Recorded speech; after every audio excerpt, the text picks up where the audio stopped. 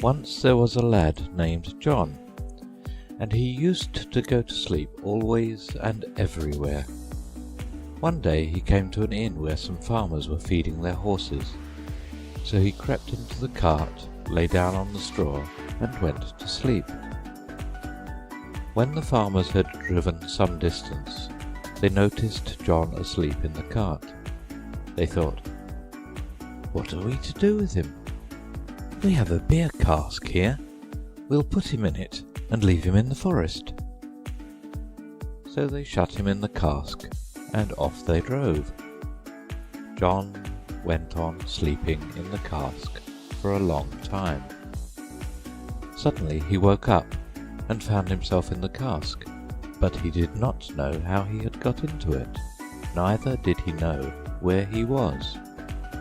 There was something running to and fro near the cask, so he looked through the bunghole and saw a great number of wolves gathered under the rocks. They had flocked round, attracted by the human smell.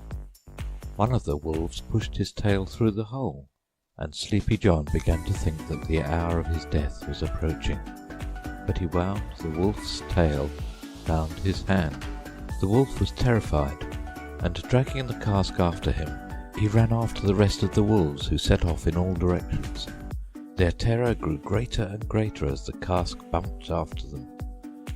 At last the cask struck against a rock and was smashed. John let go of the wolf, who took himself off as fast as he could. Now John found himself in a wild mountain region. He began walking about among the mountains, and he met a hermit. The hermit said to him, "You may stay here with me. I shall die in 3 days. Bury me then, and I will pay you well for it." So John stayed with him, and when the 3rd day came, the hermit, who was about to die, gave him a stick, saying, "In whatever direction you point this stick, you will find yourself there." Then he gave him a knapsack, saying, "Anything you want you will find in this knapsack." Then he gave him a cap, saying, "As soon as you put this cap on, nobody will be able to see you." Then the hermit died, and John buried him. John gathered his things together, pointed the stick, and said, "Let me be instantly in the town where the king lives." He found himself there on the instant, and he was told that the queen would every night wear out 12 pairs of shoes, yet nobody was able to follow her track. The lords were all flocking to offer to follow the queen's traces, and John went too. He went into the palace and had himself announced to the king. When he came before the king, he said that he would like to trace the queen. The king asked him, "Who are you?" He answered, "Sleepy John." The king said, "And how are you going to trace her, when you are sleeping all the time? If you fail to trace her, you will lose your head." John answered that he would try to trace her all the same. When the evening was come, the queen went to bed in one room, and John went to bed in the next room, through which the queen had to pass. He did not go to sleep, but when the queen was going by, he pretended to be in a deep slumber. So the queen lit a candle and scorched the soles of his feet to make sure that he was asleep. But John didn't stir, and so she was certain that he was asleep. Then she took her 12 pairs of new shoes, and off she went. John got up, put his cap on, and pointed with his stick, and said, "Let me be where the queen is."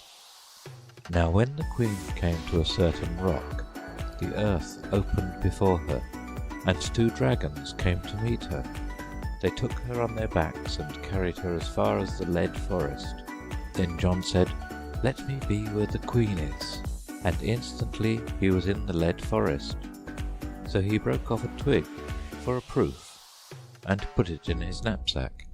But when he broke off the twig, it gave out a shrill sound as if a bell were ringing. The queen was frightened, but she rode on again.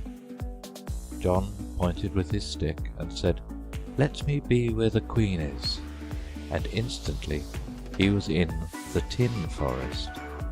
He broke off a twig again and put it in his knapsack, and it rang again. The queen turned pale, but she rode on again. John pointed with his stick again and said, "Let me be where the queen is," and instantly he was in the silver forest. He broke off a twig again and put it into his knapsack. As he broke it, it gave out a ringing sound, and the queen fainted. The dragons hastened on again till they came to a green meadow. A crowd of devils came to meet them here, and they revived the queen. Then they had a feast. Sleepy John was there too.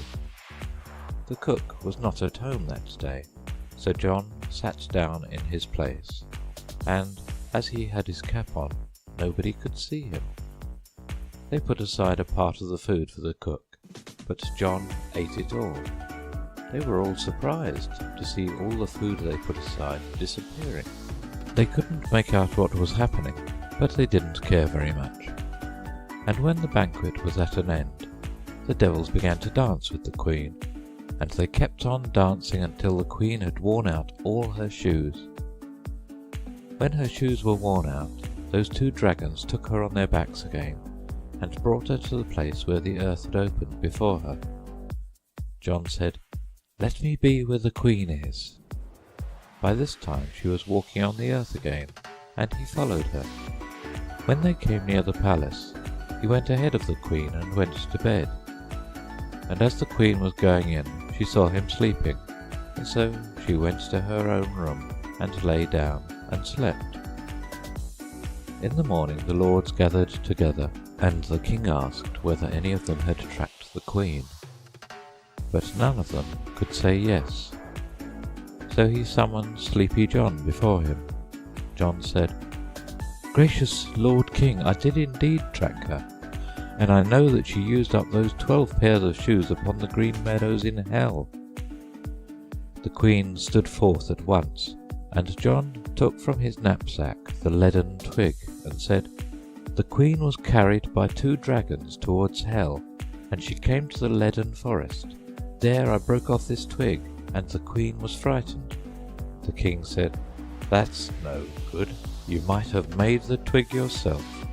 So John produced the tin twig from his knapsack and said, "After that the queen drove through the tin forest, and there I broke off this twig. That time the queen grew pale." The king said, "You might have made even this twig." So John produced the silver twig and said, "Afterwards the queen drove through the silver forest, and when I broke off this twig she fainted, and so she was until the devils brought her to life again." The queen, seeing that all was known, cried out, "Let the earth swallow me!"